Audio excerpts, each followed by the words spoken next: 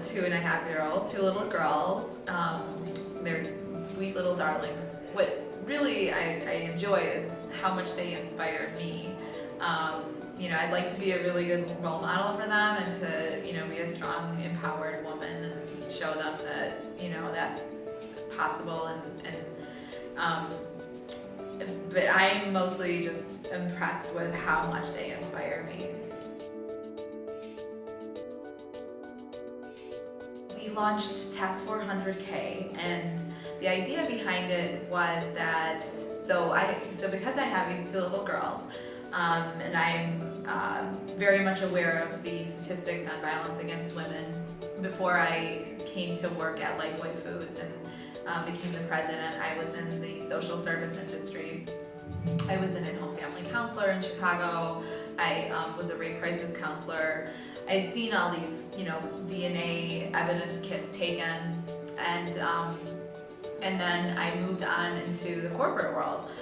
And some time went by, and I, did my work, and I recently just was made aware that there's this huge backlog of all these untested kits. So all the kits that I had seen taken, over 15 years ago, I realized less than 20% of kits ever get tested in the country, in the United States. And so Human Rights Watch has just discovered that there's 400,000 untested kits, less than 20% ever get analyzed. And as I have my daughters, I realized I know the numbers that 1 out of 3 women will be raped, beaten, or murdered. That's a UN statistic in the world.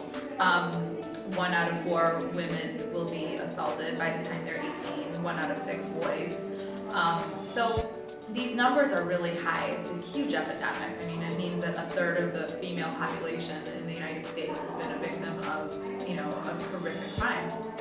And so I thought, well, I can't put my girls in a bubble. What can I do to protect them?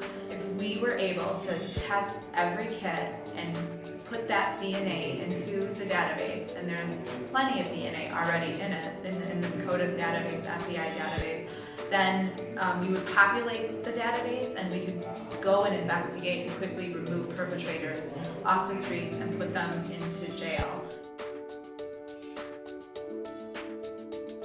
When I think about being empowered, strong career women and having access to education, being healthy, being able to go for a run, if our movement is restricted, we can't get there. We'll never get there. And I think what's changed is our collective voices through social media has, I think, been a really powerful tool. And just through education, through being educated. If we're educated and we know and we're smart and we have access to influence and money and power, then we can push on some of the people, in charge of people in power, from law enforcement to politicians to whatever. I think we really need to be at the table. We need to empower girls, empower women to get to the table, to have the conversation, to have influence and power, to be able to make some of these changes.